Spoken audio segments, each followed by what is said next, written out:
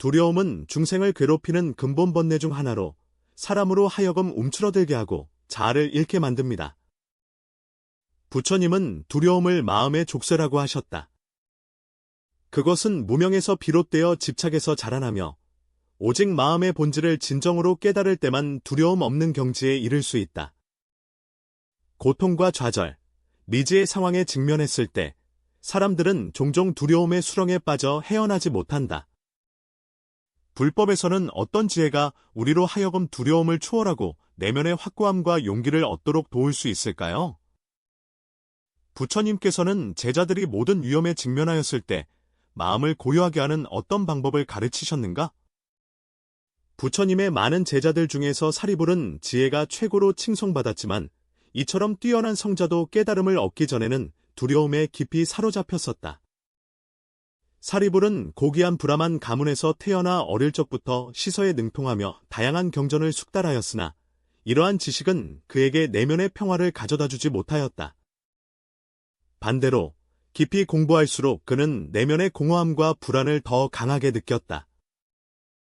그 옛 고전들은 그에게 옳고 그름, 선과 악이 무엇인지를 알려주었지만 그의 내면 깊은 곳에 있는 의문들, 즉 삶의 의미는 과연 무엇인가? 왜 지식과 지위를 가졌음에도 불구하고 여전히 마음은 두렵고 불안한가? 하는 질문에는 답할 수 없었다. 이러한 혼란은 마치 먹구름처럼 그의 마음을 가득 덮어 그가 공부하는 길에서 점점 더 길을 잃게 만들었다. 운명의 전환점은 왕사성의 평범한 하루에 나타났다. 사리불은 거리에서 부처님의 제자 아솥이 비구를 우연히 만났다. 이 비구는 특별한 기운을 발산하는데 그것은 깊은 고요함과 평안을 뜻하며 마치 어떤 외부의 폭풍도 그의 내면의 평정을 흔들 수 없는 것과 같다. 이런 기질은 사리불을 깊이 감동시켰고 그는 이 내면의 힘의 비밀을 간절히 알고 싶어 했다. 사리불이 아소시의 스승과 수행 방법을 물었을 때 아소시는 간단히 대답했다. 나의 스승은 석가모니 부처님이시며 그분은 인연법을 가르치셨다. 이어 그는 사리불의 일생을 바꾼 그 헌사, 제사를 읊조렸다. 모든 법은 인연으로 일어나고 모든 법은 인연으로 소멸한다.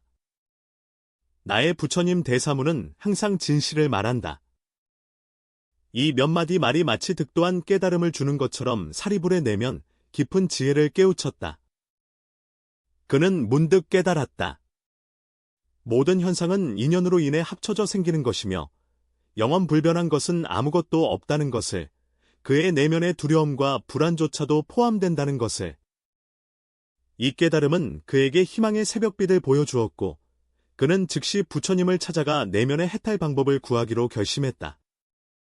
그러나 비록 부처님의 제자가 되었음에도 불구하고 사리불은 자신의 내면 깊은 곳에 아직 완전히 해소되지 않은 두려움이 존재함을 깨달았다. 이 두려움들은 잠복해 있는 야수와 같아 그가 가장 예상치 못한 순간에 갑자기 튀어나와 혼란과 좌절을 느끼게 한다. 한번 사리불과 다른 비구들이 기영경사에 가서 부처님을 뵈러 갔다.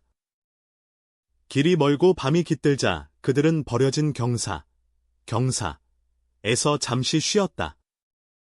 이 경사는 오랜 세월 동안 수리되지 않아 곳곳에서 쓸쓸하고 기묘한 기운이 감돌고 있다. 밤이 깊고 고요할 때 경사 중에서 갑자기 각종 이상한 소리가 들려왔다. 어떤 것은 야수의 포효 같고 어떤 것은 괴물의 울부짖음 같아 사람의 등골을 오싹하게 했다. 많은 비구들은 이 소리들에 심히 두려움을 느껴서 평온하게 수행하는 데에도 내적인 불안을 느꼈다. 그는 이론적으로는 이미 불법의 이치를 이해했음에도 불구하고 실제로 두려움에 직면했을 때 마음이 여전히 흔들린다는 것을 발견했다. 이로 인해 그는 깊이 반성하게 되었다. 왜 지식과 이해만으로는 사람이 두려움을 완전히 극복할 수 없는가에 대해.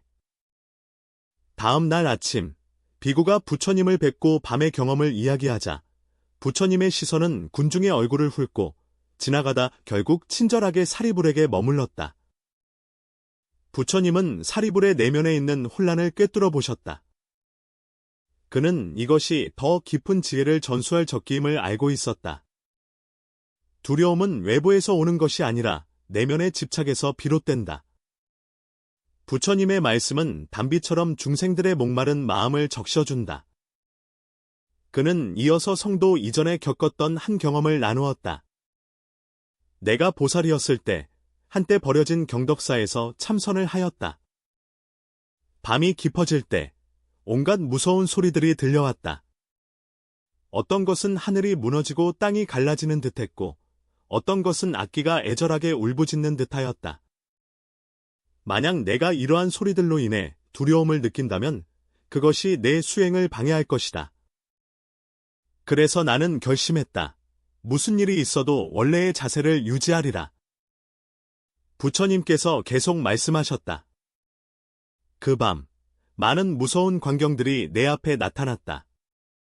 사나운 야수들이 나에게 달려들었고 사나운 악기들이 나를 향해 포효했으며 온갖 무서운 환영들이 내 마음을 흔들려 했다. 그러나 나는 이 모든 것이 단지 새로운 환영일 뿐임을 알았다. 나는 도망치지도 않고 맞서지도 않으며 그저 조용히 이러한 현상의 일어남과 사라짐을 관찰할 뿐이다. 결국 모든 공포스러운 광경이 사라지고 내 마음은 전례 없는 평안과 청명을 얻었다. 사리불이 이 말씀을 듣고 공손히 물었다. 스승님, 스님께서는 어떻게 그러셨습니까? 우리 중생들은 어떻게 두려움을 이겨낼 수 있습니까? 부처님께서 미소를 지으며 모든 비구들을 바라보시고 그 귀중한 지혜를 전하기 시작하셨다. 두려움을 극복하려면 먼저 두려움의 진정한 본질을 이해해야 합니다. 두려움은 나에 대한 강한 집착에서 비롯되며 상실에 대한 깊은 걱정에서 비롯되고 미지에 대한 극심한 불안에서 비롯된다. 내면을 깊이 관찰하면 이른바 나는 사실색, 짐승, 형상, 모습, 시간의 무리한 임시 결합에 불과하며 근본적으로 영원히 변하지 않는 실체는 존재하지 않는다는 것을 알게 된다. 이 시작은 우레와 같이 모든 이들의 마음을 진동시켰다. 원래 우리가 두려워하며 잃는다고 생각하는 자아는 처음부터 하나의 환상이었습니다. 그러나 단지 이 이치를 이해하는 것만으로는 충분하지 않습니다. 부처님께서는 제자들에게 구체적이고 실행 가능한 수행 방법을 지도하셨습니다. 이에 부처님께서는 두려움을 극복하는 구체적인 수행 차례를 전해주셨다. 그는 이 방법을 4가지 단계로 나누었다. 첫째, 두려움을 올바르게 직시하고 인식해야 한다. 그것을 회피하려 하지 말고 억지로 억누르지도 말며 용감하게 마주하여 그것에 생겨나고 변하며 사라지는 전체 과정을 세밀하게 관찰해야 한다.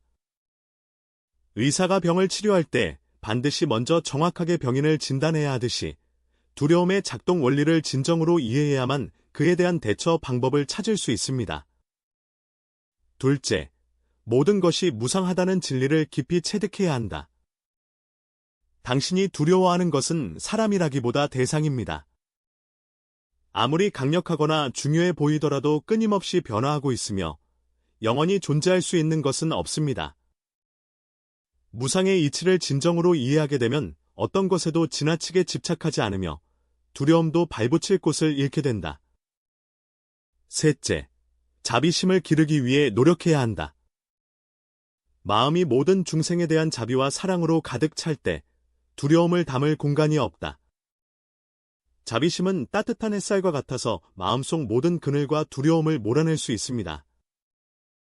과거에 당신을 두렵게 했던 사람이나 상황에 직면할 때 적대감이나 두려움 대신 자비심을 일으키도록 노력하세요. 넷째, 정념을 쉬어야 한다. 정념이란 항상 깨어 있어 현재의 몸과 마음 상태를 명확히 인식하며 과거의 기억이나 미래의 환상에 방해받지 않는 것을 말한다. 두려움은 종종 과거의 고통스러운 경험에 대한 집착이나 미래에 일어날 수 있는 나쁜 일에 대한 걱정에서 비롯된다. 마음이 온전히 현재에 머물 때 두려움은 침투할 수 없다. 이 4가지 수행 요점을 들은 후에도 사리불은 여전히 의문을 가졌습니다. 스승님, 저는 이 이치를 이해할 수 있지만 갑작스럽게 찾아오는 강한 두려움 앞에서 우리는 구체적으로 어떻게 이 방법들을 적용해야 합니까? 부처님은 제자들의 혼란을 깊이 이해하셨다. 이론적인 이해와 실제적인 적용 사이에는 종종 큰 간극이 존재하는데, 특히 두려움과 같은 강렬한 감정의 충격 아래에서 사람의 이성이 쉽게 잠식되기 쉽다. 그래서 부처님께서는 더욱 구체적이고 실용적인 수행법을 전하기로 결심하셨다. 사리부리여, 나는 이제 너희들에게 오관찰법이라 불리는 구체적인 수행법을 전해주려 하노라. 이것은 근본적으로 두려움 문제를 해결하는 실천 법문으로 부처님의 음성에는 자비와 확고함이 담겨 있습니다. 첫 번째 관문, 몸을 관찰하되 인식하지 않음. 두려움이 갑자기 닥쳤을 때 먼저 자신의 몸 반응을 세심하게 관찰해야 한다. 두려울 때 당신의 몸에는 어떤 변화가 있습니까? 심장이 빨리 뛰나요? 아니면 손발이 떨리나요? 땀이 나나요? 아직도 근육이 긴장되어 있나요? 이러한 생리적 반응들을 자세히 관찰해보면 그것들이 어떤 조건들의 집합체로 인해 발생하며 시간이 흐름에 따라 변한다는 것을 알 수 있습니다. 고정된 실체가 존재하지 않습니다.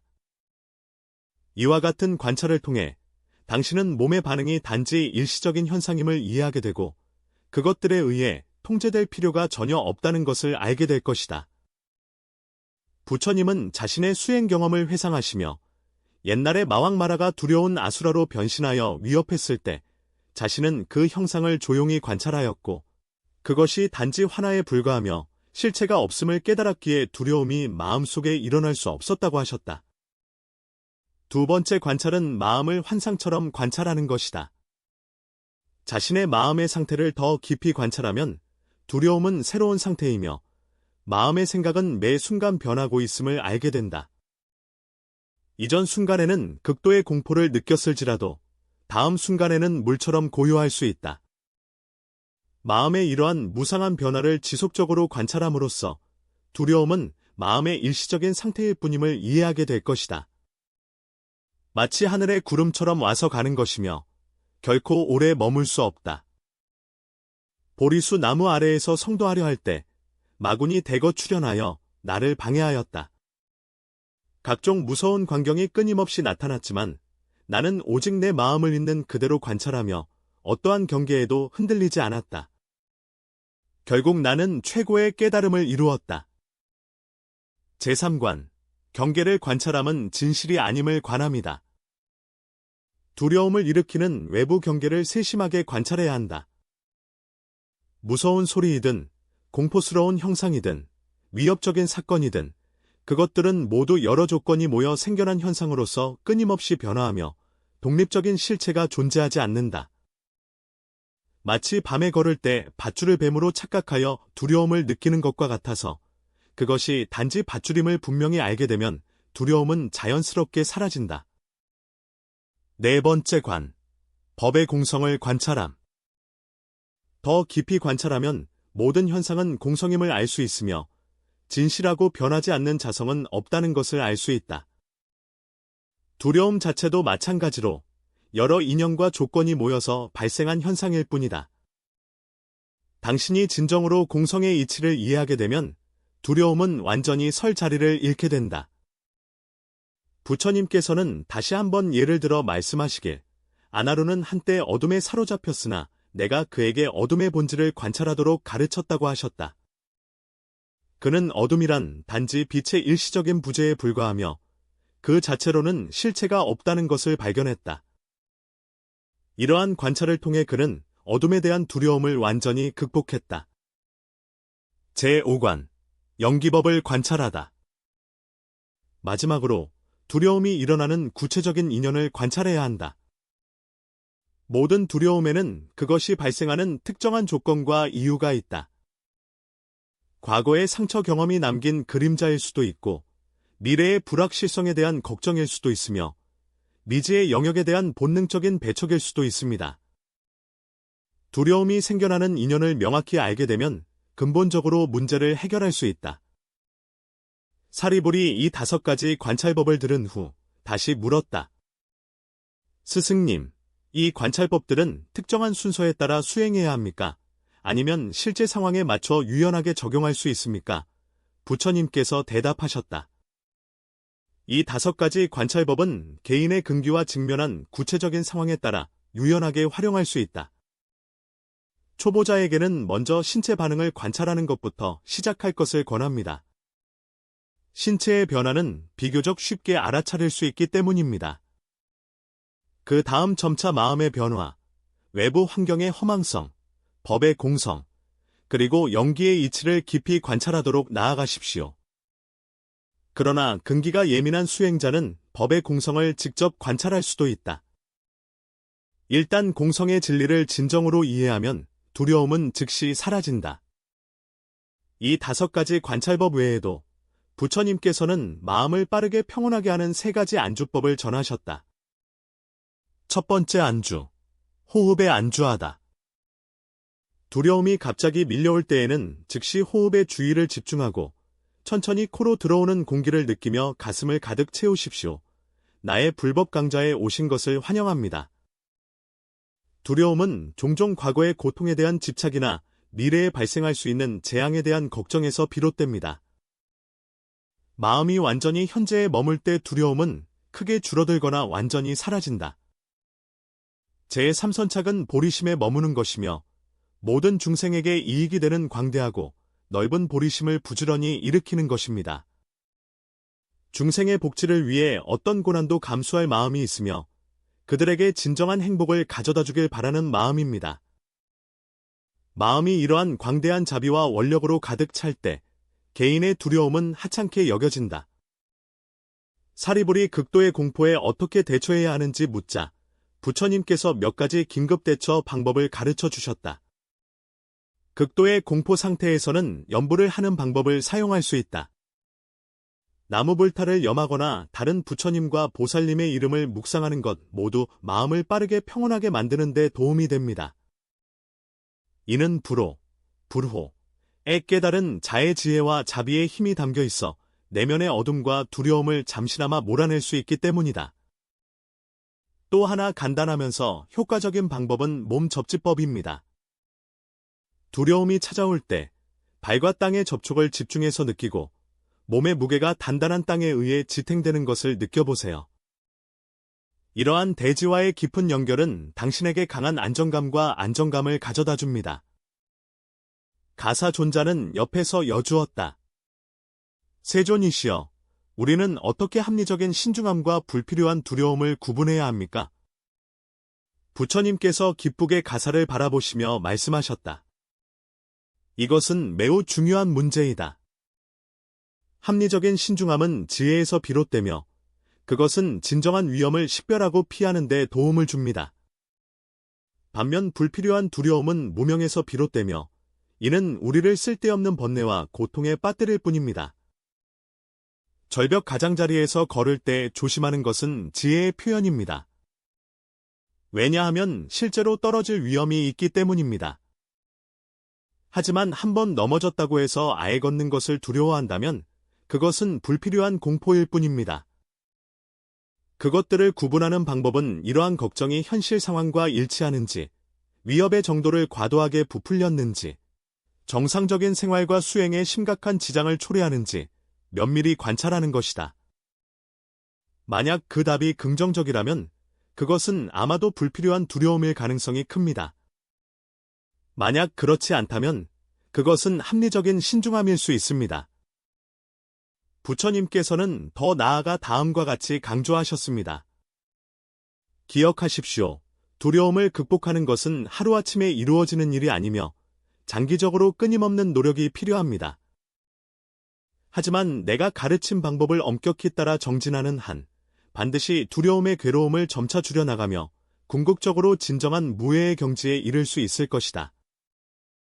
보리수 아래에서 마왕마군의 여러 도전에 직면했을 때 위협의 존재를 느끼지 못한 것은 아니나 나는 두려움에 지배당하지 않고 지혜와 정력으로 침착하게 맞서 결국 완전히 극복했다. 모든 사람은 불성이 있어 부처가 될 잠재력을 지니고 있으며 열의 10가지 힘과 4가지 무해를 얻을 수 있다. 그러므로 여러분은 누구나 어떤 것에도 전혀 두려워할 필요가 없습니다. 모든 두려움은 나라는 집착에서 비롯되기 때문입니다. 그러나 그 나는 본래 공성이며 다만 오음과 식의 결합일 뿐입니다. 부처님의 이 가르침을 들은 후 사리불의 마음은 환히 열렸고 마치 오랫동안 마음을 짓누르던 먹구름이 단번에 흩어진 듯했다. 그는 공경스럽게 부처님께 머리를 숙이며 말씀드렸다. 스승님, 당신의 가르침은 밤하늘의 등불 같아 제 마음속 어두운 구석까지 완전히 밝혀주셨습니다. 나는 이제 두려움의 본질을 진정으로 깨달았고 그것을 극복하는 방법도 알게 되었다. 저는 스님의 가르침을 엄격히 따르며 정진할 것을 맹세합니다. 부처님은 자비롭게 고개를 끄덕이며 말씀하셨다. 아주 좋다. 아주 좋다. 사리불, 내가 이렇게 깊이 이 도리를 이해할 수 있다면 반드시 조속히 진정한 무해의 경지에 도달할 수 있을 것이다. 그때부터 사리불은 부처님께서 전수하신 방법에 따라 엄격하게 정진 수행하여 스스로 두려움을 철저히 극복했을 뿐만 아니라 수많은 제자들의 마음속 두려움을 해소하는 데에도 도왔습니다. 그는 자주 제자들에게 말하길, 두려움은 다만 마음의 환상일 뿐이며 마음의 본질을 진정으로 이해하게 되면 두려움은 자연스럽게 사라진다고 하였다. 한 번은 한 젊은 비구가 샤리푸트라에게 호기심 가득한 마음으로 물었다. 스승님, 지금도 두려움을 느끼십니까? 샤리푸트라는 정직하게 대답했다. 나는 여전히 두려움이 일어나는 것을 느낄 수 있지만 그것에 지배당하지는 않는다. 마치 하늘에 떠있는 구름을 바라보는 것처럼 나는 그것들이 오고 가는 것을 알고 있다. 내 마음은 끝없는 하늘처럼 넓고 광대하여 몇 개의 구름이 나타난다고 해서 근본적으로 변하지 않는다. 그 비구가 다시 물었다. 그렇다면 완전히 두려움이 없는 경지는 과연 어떤 모습인가요? 사리불이 잠시 깊이 생각한 후에 말하였다. 그것은 바로 부처님께서 도달한 완전한 경지입니다. 부처님은 이미 완전히 두려움을 초월하셨습니다. 왜냐하면 그분은 이미 나에 대한 집착을 철저히 초월하셨기 때문입니다. 부처님의 깨달음의 마음에는 나와 그를 구별하는 마음이 없고 어둠과 이름에 대한 집착도 없으므로 두려움이 설 자리가 없다. 이 젊은 비구는 듣고 마음속에 강한 갈망이 일어나 정진하여 수행하며 최고의 무드심 경지를 추구할 것을 서원하였다. 부처님의 두려움을 극복하는 가르침은 승단 전체에 널리 퍼졌으며 많은 비구들이 이 방법에 따라 수행하여 내면의 평화와 용기를 얻었다. 그들은 깊이 깨달았다. 두려움은 확실히 허망한 자아에 대한 집착에서 비롯된다는 것을, 그리고 그들이 진정으로 자아의 공성 본질을 이해했을 때 두려움은 완전히 설 자리를 잃는다는 것을. 부처님은 두려움의 본질을 설명하기 위해 자주 생생한 비유를 사용하셨다. 두려움은 내가 손에 쥐고 있는 밧줄과 같다. 그것을 꽉 잡고 놓지 않으면 너의 행동을 얽매지만 그것을 놓는 법을 배우면 진정한 자유를 얻는 것이다. 이 변화와 불확실성으로 가득한 시대의 두려움은 어디에나 존재하며 항상 함께합니다. 그러나 부처님께서 전해주신 이 귀중한 방법들을 통해 몸과 마음의 본질을 깊이 관찰하고 모든 것의 공성을 철저히 이해하며 자비와 정념을 열심히 수행해야 한다. 우리 각자는 완전히 두려움을 극복하여 진정한 무해를 얻을 수 있다. 부처님께서 말씀하신 것처럼 두려움이 어디에서 비롯되는지 알게 되면 두려움은 자연스럽게 사라집니다. 당신이 자신의 허망한 본성을 깨달을 때 두려움은 자연스럽게 사라진다. 그러므로 너가 어떤 공경과 도전에 직면하더라도 어떤 위험과 위협을 만나더라도 항상 기억하라. 너는 본래 누구도 어떤 일도 두려워할 필요가 없다. 두려움은 다만 마음의 환상일 뿐이기 때문이다. 그리고 당신의 마음은 본래 자유롭고 장애가 없으며 광대무변합니다. 부처님의 가르침인 오관법과 사만주법을 지속적으로 수행함으로써 우리 각자는 한 걸음씩 두려움 없는 경지에 이르고 내면의 진정한 평화와 자유를 얻을 수 있습니다. 이러한 무해, 무해는 맹목적인 용맹함도 아니고 무제한 충동도 아니며 생명의 본질에 대한 깊은 이해와 지혜의 청명한 깨달음에서 비롯된다. 연꽃이 진흙 속에서 자라나지만 진흙에 물들지 않는 것과 같다. 우리는 비록 위험과 도전으로 가득한 이 시대에 살고 있지만 마음의 평정과 용기를 완전히 유지하여 어떤 두려움에도 물들지 않을 수 있습니다. 이것이 바로 부처님께서 우리에게 남겨주신 가장 귀중한 선물인 무해의 지혜입니다. 이 지혜는 단지 외부의 도전에 직면했을 때 내면의 평정을 유지하게 할 뿐만 아니라 인생의 매 순간마다 올바른 선택을 하여 궁극적으로 진정한 해탈과 자유로 나아가게 한다. 우리가 진정으로 두려움을 초월하는 지혜를 깨달으면 삶에는 진정으로 무서운 것이 없다는 것을 알게 되고 우리 각자가 무한한 잠재력과 능력을 가지고 있음을 깨닫게 된다. 그때 우리는 자비로운 마음으로 이 세상을 품으며 지혜로운 눈으로 모든 현상을 바라보고 두려움 없는 용기로 모든 도전에 맞서 진정으로 자신의 생명의 주인이 될 수 있을 것이다.